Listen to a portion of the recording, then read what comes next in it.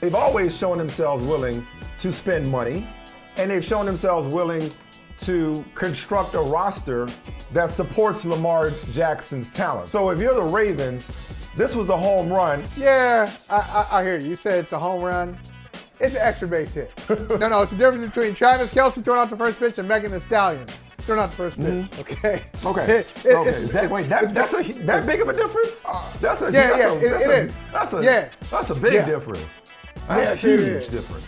The only person who's more about the tank than me is Master P. The Mavs were like, nah, man, I ain't gonna holler at her. Everybody else talking to her. Then at the last minute, right before she about to leave the party, hey, what's up? Hey, wait, why are you taking now? Wait a minute. No, there's no right or wrong way to love somebody. There's a song about this. Ain't no right or wrong way to love somebody. Like tanking is tanking. Don't bring it to the house like that. You gonna bring it up to the house right in my face? All right, welcome to Brother from Another. Ashley Nicole Moss is here. And Ashley, I think, like you should know I always have your back. I shouldn't have to prove myself. Like in math class where your teachers say, you know the answer, but show your work. I shouldn't have to show my work. You know, You're my girl. I always got your back. But just in case you wondered, and just in case you want me to show my work, you are so much my girl that I am starting our Brother from Another on a Tuesday in April talking about the New York Knicks. We're going to start off talking about the Knicks today only because you're on the show. Michael, they are the playoff New York Knicks. So put some respect. You should be talking about them in April, just like you're talking about the rest of the playoff teams. Because last time I checked, the Knicks clinched that 5th seed, which makes us relevant in April. Carry on. Okay, but wait a minute. Hold on. You said clinch to what seed? The 5th. Not 1, not 1, not 2, not 3. Like, okay, if I want to start off talking about a playoff team in April, I ain't talking about the 5th seed. Last time I checked, that's higher than the Lakers. That's higher than the Miami Heat. Yeah. I'm just saying. But listen, I have come to praise, not to condemn. They matter to you. You love them, therefore I love them too, because you're my friend. All right, so let's talk about the Knicks. And I'm just curious about this item in your feed where you say Carmelo Anthony didn't ruin the Knicks. And I'm wondering what you're talking about. What's that about? Because I feel like if it's a fight, I'm with you. Let's roll. Let's fight. We got to fight somebody? Listen.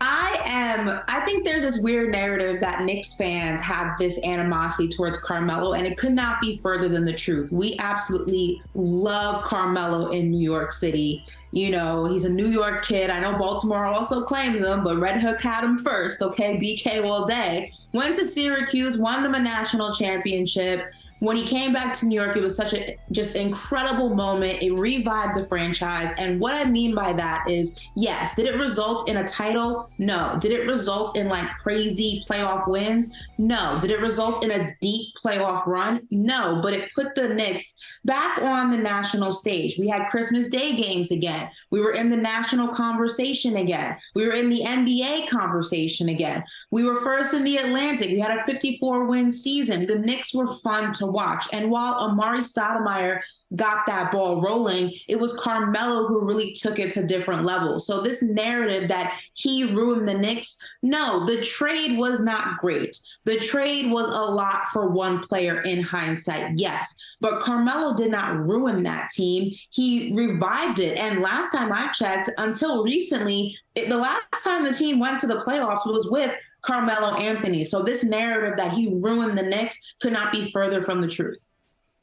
I'm with you on that. I love Carmelo Anthony. As a matter of fact, I have these little tests, some in different areas. So I have tests in the arts, dance, music, politics, parenting. I have these little tests that I ask people to figure out just how their minds work.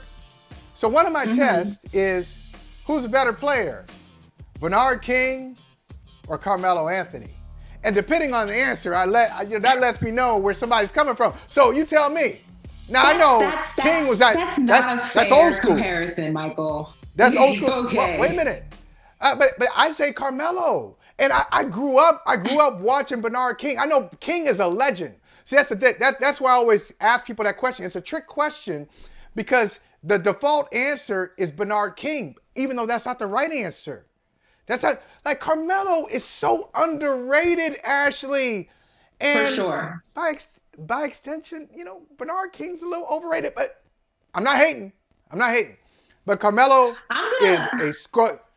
Carmelo's a scorer who's more consistent. Saying, Michael, that is true. I'm going to go as far as saying that a lot of people in the media, for whatever reason, have this thing with Carmelo Anthony. I'm not quite sure what it is. I'm not sure where it stems from. I'm not sure how we got here. But there's something in the water there that makes it a little murky, a little bit muddy. I don't really understand it. I've never understood it. But I'm going to go as far as saying that it may have contributed to how long Carmelo Anthony has been out of the league throughout periods of his career. It does not make sense. There is a very weird animosity and just dislike for Carmelo Anthony, and I don't understand it. And one day I'm going to figure it out.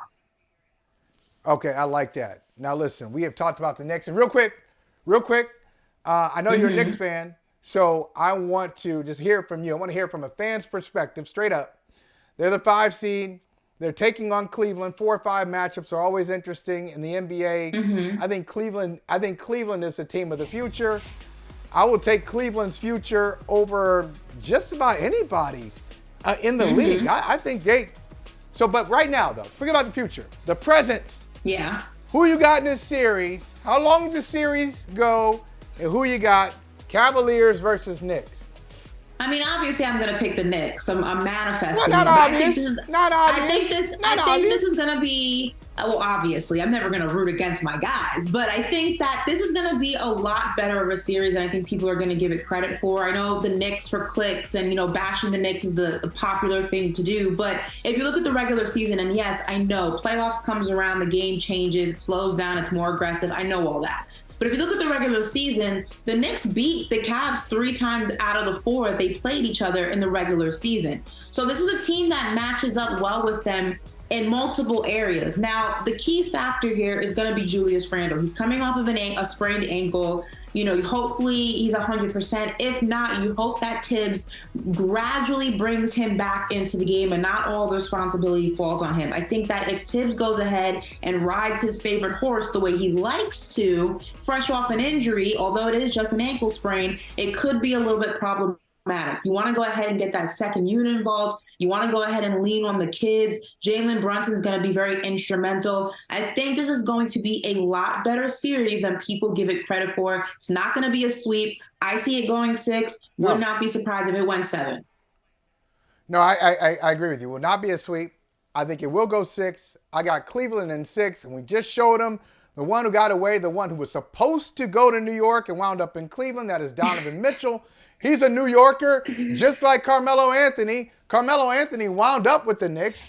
Donovan Mitchell, a New Yorker who wanted to be with the Knicks, winds up in Cleveland, which is a long way from New York City. He likes Cleveland. He said he's gone on record and says it's a drastic, improvement from Utah. He's smart. He's smart. But I will say, people keep saying that Donovan Mitchell, and I know that's going to be one of the major storylines in this series. Everyone's going to be talking about it, but we have to go ahead and recognize the elephant in the room. If the Knicks did what Utah wanted them to do, to acquire Donovan Mitchell, this Knicks team would not be the 5th seed. All of the supporting cast members that we see here on this New York Knicks team would not exist because you would have had to ship them over to Utah to go ahead and get Donovan Mitchell. So while, yes, the idea of bringing Donovan home was brilliant, loved it, I wasn't one of those fans that was okay with going ahead and paying that price tag, and it worked out. 4 versus 5. I'm excited. Sunday can't come soon enough. All right, listen. We talked about the Knicks for 11 minutes, 12 minutes. Now it's time to, and you know the Knicks very well. You know a lot of things very well. One thing is not your fault. One thing, and you and Knicks fans don't know about, is MVPs, because the last time a Knicks player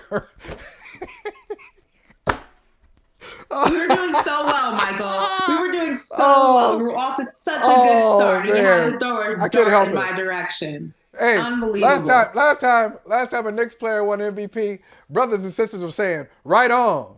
You dig? Say it again, bruh.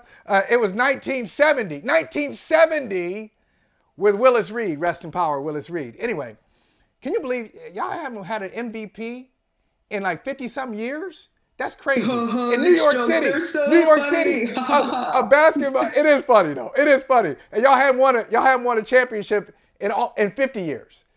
The Knicks shows don't hit like y'all think they do. I just want to make that known to everybody watching, to everyone who's constantly using Knicks for clicks and making jokes. They're not as hurtful as you think they are. We know pain. We've been used to this life. Listen.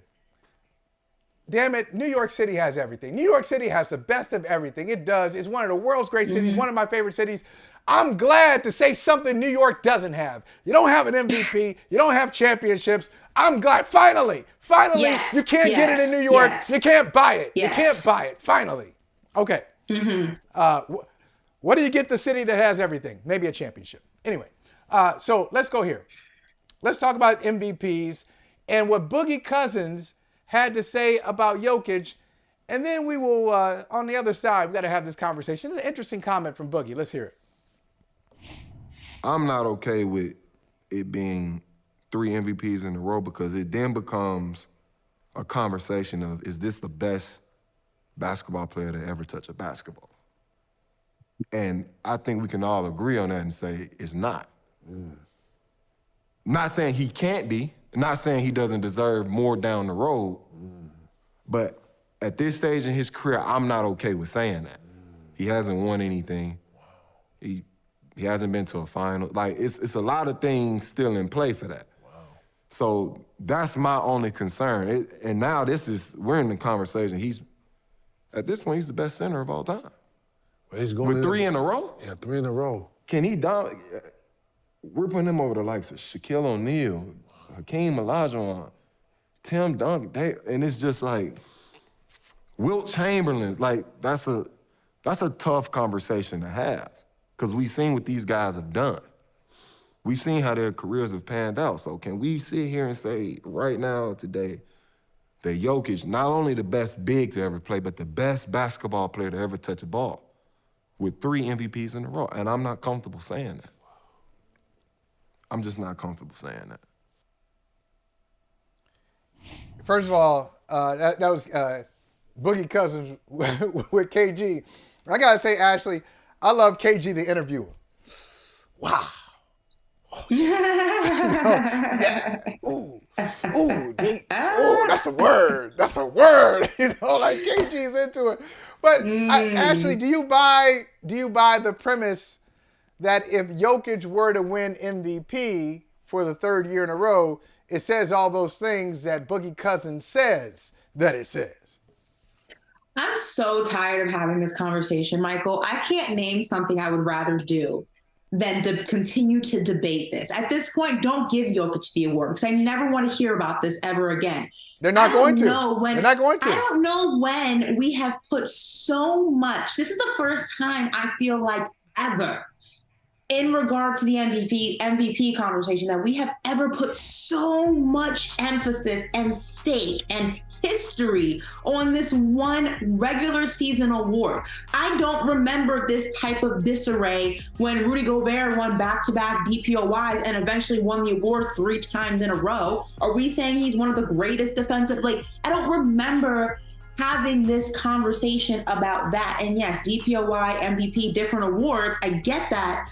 But this notion that if Jokic somehow wins 3 MVPs in a row, the entire league is in disarray and it's flipped upside down and oh no, we can't allow him to do it, is so exhausting at this point.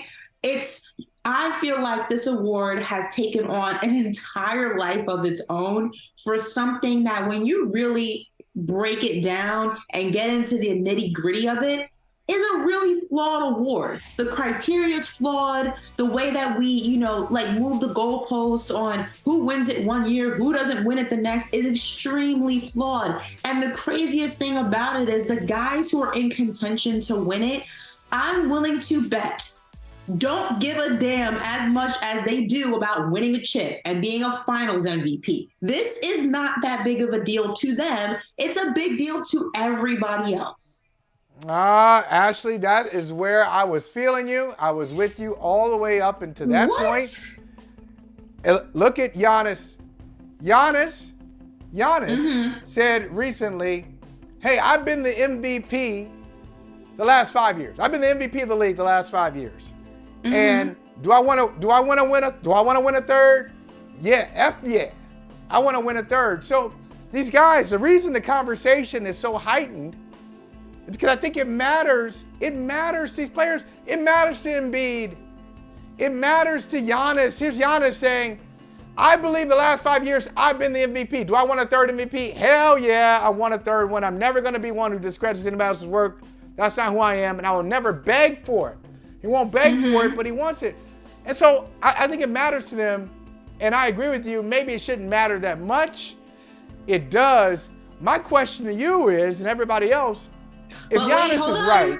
Hold on, Michael. No, go ahead. Read the rest of that headline. It said, but has a bigger goal in mind to win another NBA championship. Sure. I'm not but I think everybody, that the NBA, both things can be true. I'm not negating that. I'm not negating the guys, want the glory and their ego stroked a little bit and to be told they're the best and they're amazing. Everybody likes a little bit of affirmation. I get it. But I don't think that the way the award has been talked about this season particularly means as much as the people discussing it, as it does to the people discussing it, as to the guys who are actually in contention. They're focused on the playoffs. They want to win a chip. They want to be a finals MVP. Yes, it would be nice to win MVP, but they don't care this much, is my point. We care, the general public, the media cares a lot more than these guys care about a regular season MVP award. Well, I'll say this. Two quick things. One, with the 3 straight MVP conversation, historic. It's a historical number. Wilt did it, and Larry Bird and Bill Russell. Bill Russell did it. Okay, but with all of that being said, it hasn't been done often, but life goes on and we change our opinions. Okay, in the 80s when Bird did it back to back, people were comfortable saying he's one of the 5 best players ever. But when we have these top 5 conversations, all-time starting 5s, I rarely hear Larry Bird, especially, and I live in Boston, I rarely hear Larry Bird in an all-time starting 5. I hear Kobe more than I hear Larry. You're not hanging out in the right bars, Michael. Give me yours. No, he's not yours. I'm simply saying I know he's not you're yours. not hanging out in the right bars in Boston if you're not hearing Larry Bird's name in there. Okay, but I'm glad I'm not hanging out in those bars because if you're forcing Larry Bird into the top 5 right now, okay, maybe like the modern game has kind of passed you by and you may be stuck in 1986 or 1987. But I'm saying, yes, there was a time when Larry Bird did belong in an all-time starting 5. I think now he doesn't. He's still great. But just because Larry Bird was in that conversation in the 80s and isn't now, doesn't mean anybody made a mistake. And when they gave him those 3 straight MVPs, like the information changes. So you can't look at Jokic and say, well, I can't give Jokic an MVP because that means I'm saying he's better than Wilt. No, it doesn't. It means you're looking at the information right now. You're in the moment. You're not in 1965. You're in 2023. Who's playing the best in front of you right now? You don't know how history is going to judge you. All you know is, I've got this available information. This is the MVP. I'm going to vote for him. That's one. Here's the other thing, real quick. If Giannis is right, that's an if. If he is the most valuable player of the last 5 years, we're totally screwed up. If he's right, then just give it to, if you say he's the MVP 5 years in a row, give it to him 5 years in a row. Now, I happen to think he's got a higher opinion of his game than I do over the last 5 years. Because Steph Curry, in the last 5 years, who are some of these MVPs? Steph has won one, right? LeBron, did LeBron win one in the last 5 years? Probably not. I mean, but there have been some MVPs. Giannis has Jokic has won won. Jokic So, has won so two. Jokic, Giannis, and Steph. Am I right? Are those the five? Yeah, I believe so. Yeah. Harden. Okay, That sounds Harden. right. So Jokic two. So Gary, which one is it? Curry or Harden? Gary, is it Curry or Harden? Okay, all right. But I'm saying in the last 5 years, if it's in the last 5 years, we know Jokic has won two of them. Giannis has won a couple, and I think it's Curry. Anyway, look, I can't say he's been better than all of those guys in the last 5 years. Do you say that? I just want to go on record. First of all, Bucks fans already hate me. The city of Milwaukee probably has my picture in like bars as do not allow entry. So I just want to go on record and say I'm not saying this. Michael's saying this. So don't put more hate on my plate. That's all I'm asking. Put it on. Bring it on. Bring it on. Bring it on. At me if you like. No, so but in all seriousness, though, in the last 5 years, has he been the best player? No, I don't agree with that. Has there been years that maybe he should have been more of a front runner in the MVP conversation than he was? That I can go ahead and probably agree with and argue with. But to say he was the absolute standalone best, the runaway MVP for the past 5 years, I don't know if I can agree with that. No. Okay. All right. A lot of stuff there. I know you don't like talking about it. But this is on people's hearts, and I can't wait to see how it turns out. I'm with you, Ashley. I mean, like, okay, let's say Joel Embiid wins the MVP and they lose in the second round, which they will. Okay. Are we gonna say he's never won anything? That will mean he's never been to the conference finals and he's won an MVP, and that argument has been used against Jokic on and on, round and round. It's good for the goose. Must be good for the gander. Top of the mountain, no matter what y'all say, top of the mountain is Finals MVP. Finals MVP. That's what I'm hyping up.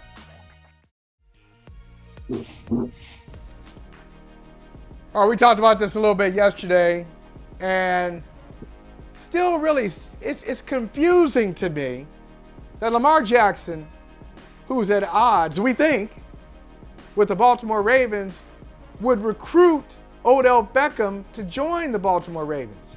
But see, now I get myself going down I go down rabbit holes here, Mike Jones and Ashley. I go down rabbit holes and think, wait a minute, because I always talk back. I don't know about you guys. I talk back to media.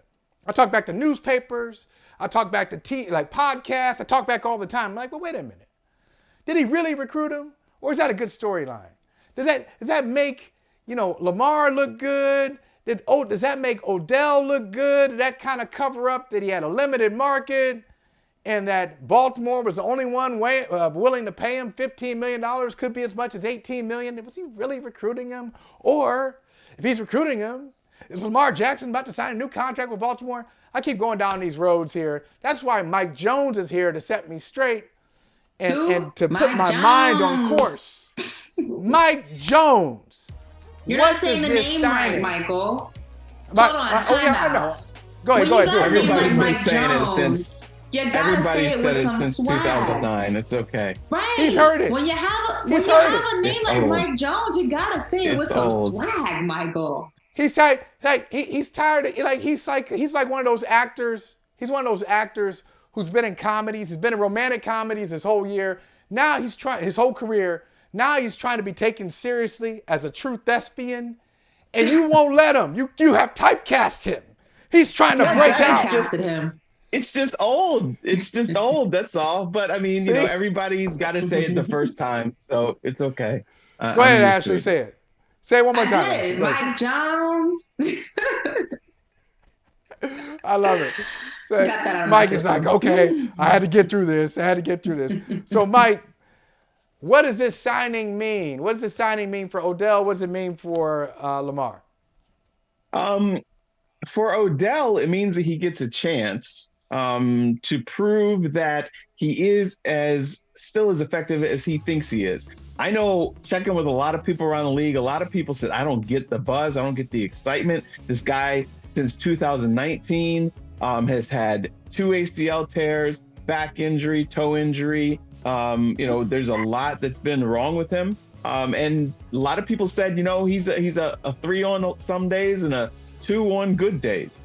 But he gets a chance. He got the money. The Ravens were desperate to try to appease Lamar and try to get him to come around on the idea of staying there. And so they get him a guy that it's a number 1 target in name, but skill-wise, I don't know. I still don't know if this means that Lamar Jackson signs a long-term deal there. It could very well that he's like, okay, fine, I'm going to play on the franchise tag again, and we'll test drive this thing with OBJ. At least they've got me something. But I still am not backing off of my contract demands, and we'll see what happens. But I don't get a whole lot of, exciting or even worried vibes from people elsewhere in the league. Nobody's like, oh man, they're going to be tough now.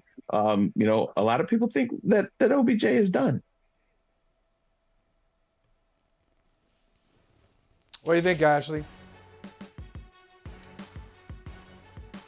Sorry, I was muted. There's noise in the background. I didn't want anyone to hear it. So here's the thing. I feel like, I don't know. I have an issue with this for multiple of reasons. I want to know what the sequence of events is. For example, when Lamar recruited OBJ, let's go ahead and lead with that story. Let's say that that's exactly what happened. Did that happen before or after the Ravens franchise tagged him? Was something that he wanted while also in conversation to sign a new contract? Did he say, I need X amount of help, and that was a name that was dropped? And this is kind of like, I relate it to a relationship. Let's play the relationship game, for example. Oh, let's do it. You're with a woman for multiple years. She's pressing you for an engagement ring. She wants marriage. You're not quite ready to fully commit. So you're showering her with other gifts. You're buying her cars and jewelries and clothes, everything she wants, except for the real thing she desires, and that is a commitment, a ring on her finger. The Ravens, to me, seem like they are going ahead and showering Lamar Jackson, their long-term relationship, with a whole lot of gifts to distract him from the thing that he wants, a ring, in this case, a contract. So I would be interested to see what the sequence of events was when that conversation about Odell Beckham happened, and if the signing of him is supposed to go ahead and make Lamar want to stay. Now, it could backfire, and Lamar could be looking at it like, well, you gave a wide receiver who you don't know which quarterback he's going to be catching passes from a 1-year, $15 million deal with, the ability to make 18 with no problem, but you're still dragging your feet on signing your QB, which in the NFL, a franchise quarterback is necessary to win. There's a lot of uncertainty and gray area here, and I'm not quite sure. It sounds a little fishy to me. That's all I'm saying. It's a little fishy. So hold on, Ashley and Mike. You won't buy her a ring, but you'll buy her a car? Like, okay. So listen, like, what? If it's in your price what? range, a car is less of a commitment than an engagement ring. So if you're a baller, let's say you got money to blow, would you rather spend, I don't know, $100,000 on a car or an engagement ring, which means I want to marry you and then you get half? I don't know. I think we can question. still. Yeah, I guess so. That's something. So Mike is like, I don't know what y'all talking about. Do you think, Mike, does this ensure that Lamar is back? Is he back with Baltimore? I don't know if it ensures it. I think that it probably helps a little bit.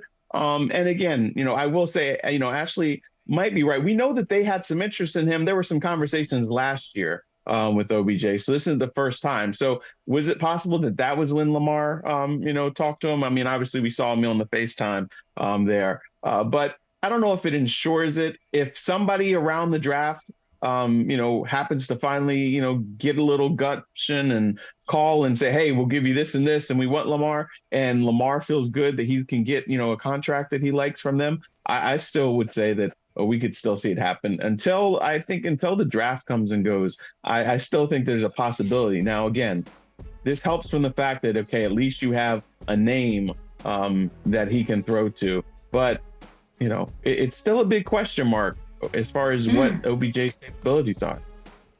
And also, let's play devil's advocate here, Michael. Let's play devil's advocate, okay? You wanted a contract. You've played multiple seasons without having a contract. You've sustained injuries during those seasons without having a contract. You've been the quote unquote locker room guy. You've shown up. You put the team ahead of your individual needs for as long as you possibly could. That hits a fork in the road, and the team decides, you know what? Yeah, we can do the right thing and pay you, but we're going to franchise tag you instead. And not only that, it's a non-exclusive franchise tag, which basically says if you feel like you're worth more, go find a baby, but ultimately you're going to come back home. Now, if you say, like Lamar did, came out and said that he requested a trade because he's unhappy with the fact that he's not able to get this deal done, the Ravens aren't going ahead and treating him the way he believes he deserves to be treated. Do you think, if you're Lamar, the acquisition of OBJ, fresh off his own situation, is enough for you to go ahead and pull back that trade request and say, you know what, one more year, I'm going to risk another season of injuries and play on this franchise tag because I'm going to go ahead and put this team first? Do you really care at this point if OBJ is now wide receiver number 1, 2, or 3? No, that's the thing. His feelings already hurt. If feelings already hurt, he might be like, okay, yeah, fine, I'll play out this year, but I'm not going to sign long term. Hey, it's a little too late, that, okay, yeah, we'll see. But, I still, I'm a little skeptical. Well, Mike, I want to ask you a couple more things before we get you out of here. One, I'm looking at the number that OBJ got. It could speak to the desperation of the Ravens. Or maybe it is the league saying, okay, look, if you want your guy, if you want a wide receiver in 2023 to make an impact for your team, you're going to have to get him in free agency because the receiver class in the draft, it's not like last year, the year before that, where you have plentiful options. Maybe they're looking at wide receivers in the draft, Baltimore and everybody else saying there's no difference maker there. What do you hear? I'm just curious. What do you hear about the wide receivers in the 23 class? Because I haven't heard anybody really just on fire for any of these wide receivers. No, I agree with you. It isn't as strong as some years, but I do know that a lot of people were, when I asked about OBJ, they said, get him, but not for what he's asking. A lot of people thought that, because of his injury history that, $4 million, sounded about right. And that when I asked, okay, so what do you think of, Baltimore giving him this kind of money? They did think that it was a desperation move. And so I don't think that there's any team that was out there other than the Ravens that were willing to give him that kind of money. And that's not because of what's in the draft. It's just because of looking at, again, this guy hasn't played a full season. I think it was something about, he was averaging 90 something yards a game in his first 3 seasons. And it's been something like 41 yards a game since then. He just is not the impact guy that you give $15 to $18 million to. So if I wanted to promote something, Ashley and Mike, this is my last question. If I wanted to promote something big, because people love football year round. So I'd have the Super Bowl, I keep the Super Bowl the same. And then maybe a couple weeks after the Super Bowl, I'd have like the worst 2 franchises in the league. I'd have them play a game to see like who gets the title of the worst. And so it'd be the Commanders versus the Cardinals. And so how competitive is that? Because I thought the Commanders had it all by themselves, Mike. But the more I hear about the Cardinals, if you think about the Cardinals in the last year, the way they handled the Kyler Murray situation, the way they handled Steve Keim's stepping away from the general manager role, how they showed up or didn't in the NFLPA survey. Now you hear this stuff about Michael Bidwill and the burner phones. I mean, they got so much dysfunction. They got everybody's a free agent on the roster. It's a mess. Are the Cardinals the new worst franchise in football, Mike? Until Daniel Snyder sells that team, no. There's a lot of dysfunction, but you don't have somebody being investigated multiple times and, multiple jurisdictions for all the awful stuff that Daniel Snyder was. That you don't have that hanging over the franchise for as many years. So, yes, the Cardinals are a mess, but Daniel Snyder is still in Washington. And that what took place on his watch is awful and isn't going to be second place to anybody. No, Not for absolutely, long, I though. agree. I agree 100%. And another reminder, hate to bring it back to Lamar, but I'm going to do it anyway. Kyler Murray got paid, and that's a dysfunctional franchise. So let's just go ahead and put that into perspective. I'm just saying.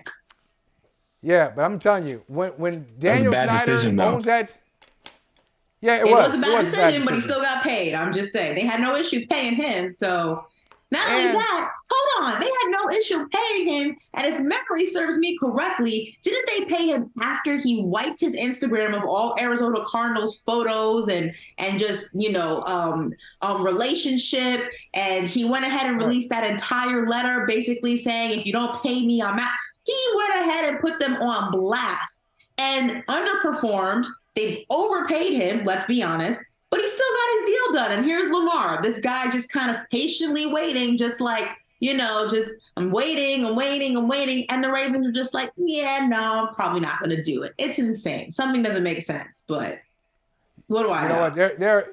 There aren't many events that will bring the all NFL fans together, that will allow Cowboys fans and Commanders fans to share the same space. But when Daniel Snyder sells, that's going to be the cookout for all of us. That's the cookout. We always talk about this mythical cookout. The cookout is going to happen right there when the Commanders are sold. I mean, I can't wait till that happens. Hey, Mike Jones, great job as usual. We'll catch up with you later, brother. I'll see you guys. Thanks for having me. Always. You don't even have to say that. You're not company anymore. You don't have to say thanks for having me. Say, all right, see y'all. I don't have much of an appetite for building and, guys 2 and 3 years away from really going after it.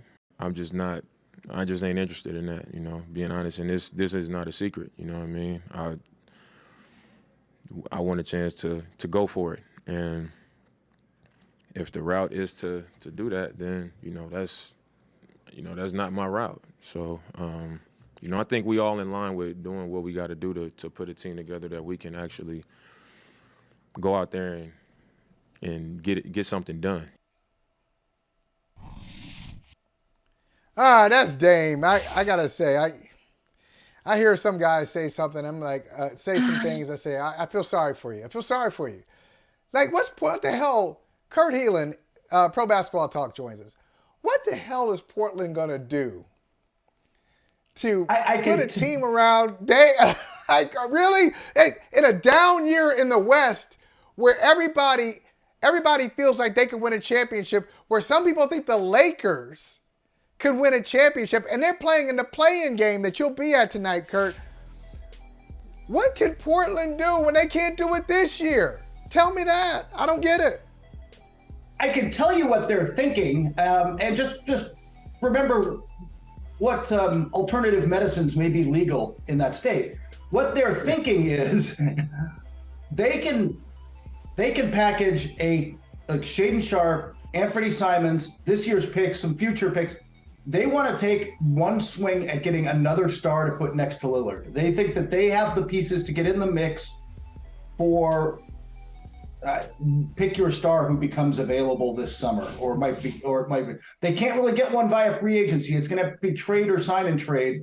But they think that that's the plan. That they are where Lillard is internally. They want to take swings at this. They want to go big and try to win while he's there, not trade him off and tear this down. However, Michael, I'm with you on is that, I mean, I'll ask you two, is that really going to work? No.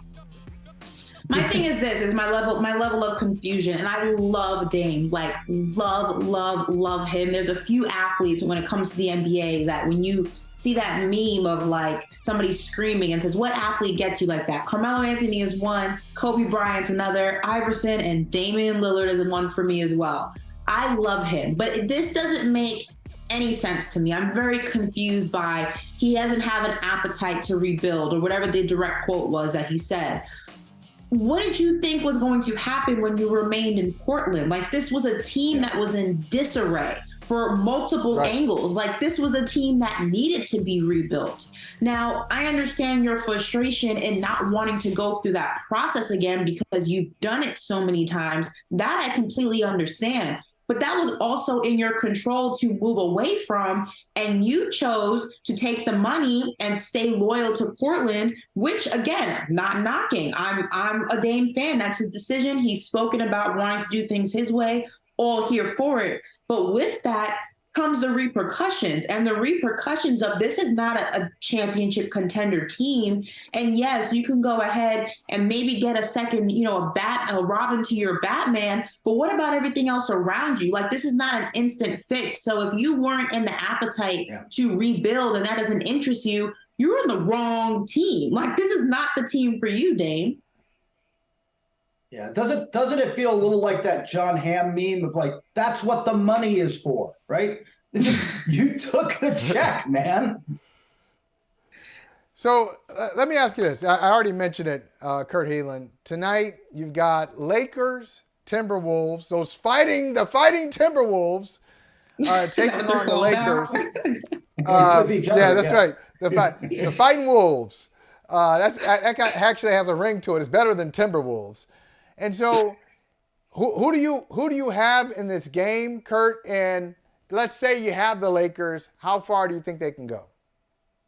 First off, I do have the Lakers. I pulled up I'm like, I've got to watch the last time because these teams played at full strength just at the end of the March. I'm like, yeah, let's pull that game up and watch it. First thing I noticed, Jaden McDaniels has the LeBron assignment. Rudy Gobert has the Anthony Davis assignment. Neither of them are playing, obviously, because of the. Wow. They punched themselves out of this one.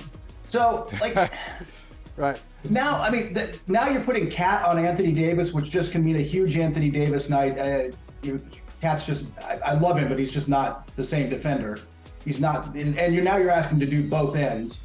I think this could be a Lakers walk, and I think once they get into the playoffs, I've told you, Michael, I think they're dangerous in any given series. I'm not convinced they just may be too fragile. The margin for error may be too thin to string together like 3 good series in a row. But they get up against an undersized Memphis team without Steven Adams, without Brandon Clark. I mean, doesn't that reek of upset? Yeah, I mean, for me, it depends on which version of Anthony Davis we get tonight. LeBron's going to be LeBron always. Anthony Davis is the X factor. He's also the question mark. Which version do you get? One of the knocks against him this season is when Anthony Davis is on, he is unstoppable. He is one of the best. But when he is off, you feel it, and you feel it drastically. And the lack of consistency from him throughout this season is what makes you kind of say, yeah, I'm going with the Lakers because they have LeBron James, and the Timberwolves, they're out Rudy Gobert and they're dealing with their own issues and things like that. So you're leaning towards the Lakers, but I would not be surprised if the Wolves steal this because Anthony Davis is unreliable. He is the X factor. You need him to give you more than 15 points. You need him to give you like he did against the Clippers with the 17. I need you to show up. I need a 20-plus point game from Anthony Davis. I need you on the boards. I need you running that offense. I need you to be Anthony Davis at your best. If not, you leave that door cracked for the Wolves to pull an upset. Yeah. What did you think, nailed it, Ashley? By the way. Oh, Ashley nailed it. Ashley nailed it. He can't be 19-9. Like, he can't be good. Good isn't good enough for him on this team with this roster. Otherwise, I don't really want. The D'Angelo Russell revenge game. I don't know what else we're watching. It's the Anthony Davis show. It's got to be the Anthony Davis show. Ashley, I want to start with you and then get Kurt. I already mentioned the fighting Wolves. What did you think of that fight and the decision by the Wolves to suspend Rudy Gobert? Ashley first, then Kurt. Okay, so I see it from both sides. On the Wolves side, I'm actually surprised they suspended him, knowing you have a play-in against the Lakers. That's one and done. Now, it's not like he punched him in the face. He was, annoyed, or he was defending his character when his teammate called him a B word and he was fighting back and got into a little scuffle. Whatever, it happens, not that big of a deal. I would have fined him. I don't know if I would have suspended him heading into a play-in game. It's not like it's the regular season. It's not like you suspended him for the last game of the season. This is a one and done situation. You kind of need one of your big men out there. On the other side of it, he did it during a game. The camera caught him in 4K. To not suspend him, people would maybe be looking at it like, so you just allow your teammates to like box each other on the sidelines during a game. So they may have been some pressure there. I don't know if I would have suspended him for this game. I just would have given him a hefty fine, but I don't know. You kind of want all systems to go when you're going on into a play-in situation. That's just me. Funny thing is, I think they could have done, if Jaden McDaniels were healthy, I think they could have gotten away without having Gobert and been okay For sure. in the series. He's more important to them in this game, but it turns out the wall remains undefeated. So, Jaden McDaniels is out. The other thing, when I watched that Rudy Gobert punch about the 100th time I went through it, I was like, look, sitting next to the bench is Glenn Taylor, still the majority owner, even with my, A-Rod and everybody buying in. I wonder how much that played a role. I wonder how much having the owner, good point, very conservative kind of old owner, sitting on the bench right next to it and going, no, we're suspending. We can't have this. We can't have this image. We can't have this perception of the club. I'm wondering how much that played into this. It wasn't even a good punch, Michael. Like, it wasn't.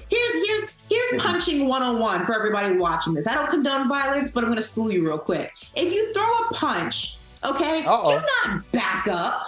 Do not run away. There's multiple people in between you, first of all. It's not like he was going to be able to get to you. He was going to be stopped before he got to you. The fact that you threw a punch and didn't stand your ground and be like, yeah, I hit you, now what? And you ran away, like, you could have kept that to yourself or kept that in the locker room. That was unnecessary. We didn't need to see that. I'm just saying. Yeah, it was funny. It's funny. He watched a punch. He's waiting for the crowd to come in and hold me back. He couldn't even say hold me back because nobody was around him. He had like all this space. He's backing up like, yeah, you better be glad everybody's holding me back. Nobody's holding you back, man. Like, you got all this space. It's not a good, nobody's closing out. There's nobody there for the closeout.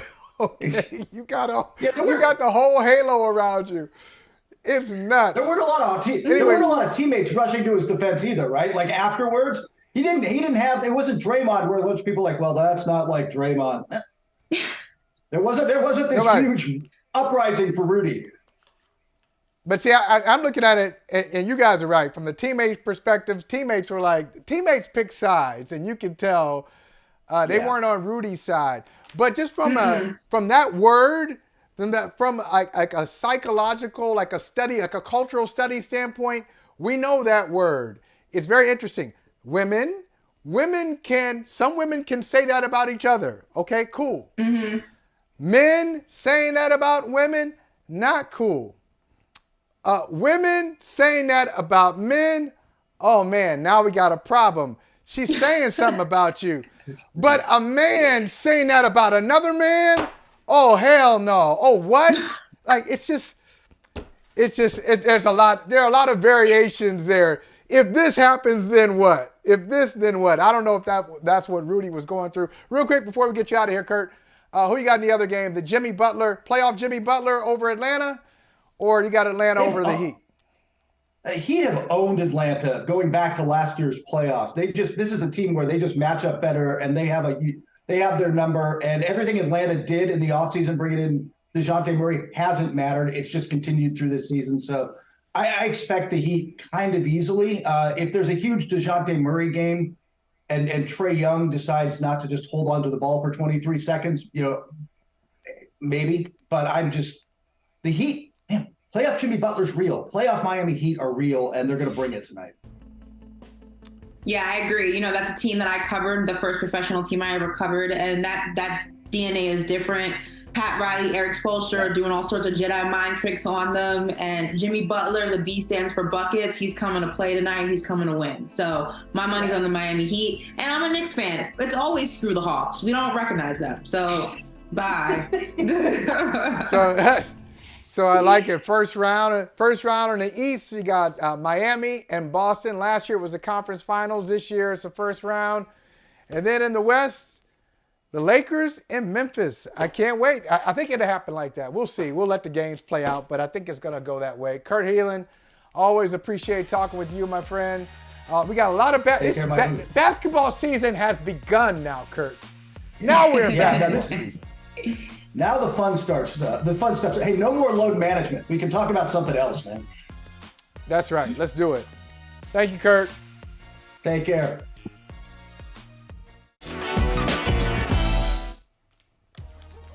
I don't know if you saw this post, Ashley. Halle Berry is 56 years old. She's 56. She writes, I do what I want to do. She's on a balcony. She's sipping some wine. She's naked. She's just loving life. Some people criticized her for this. Ooh, tomato, Okay. tomato. What? I mean, what do you think of 56-year-old Halle Berry doing her thing, sipping wine nude on the balcony? That's living life. I think she is fine.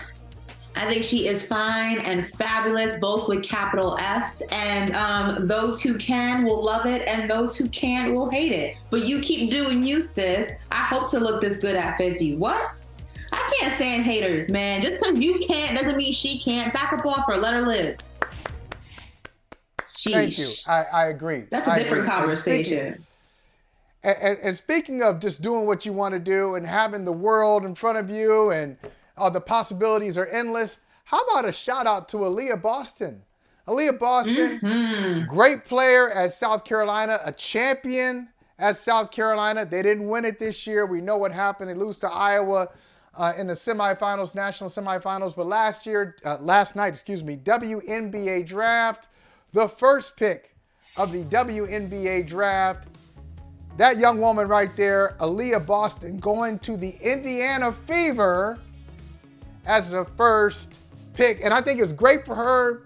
And I just love the attention that the women's game is getting right now at the collegiate and professional level. Let's keep that going, Ashley.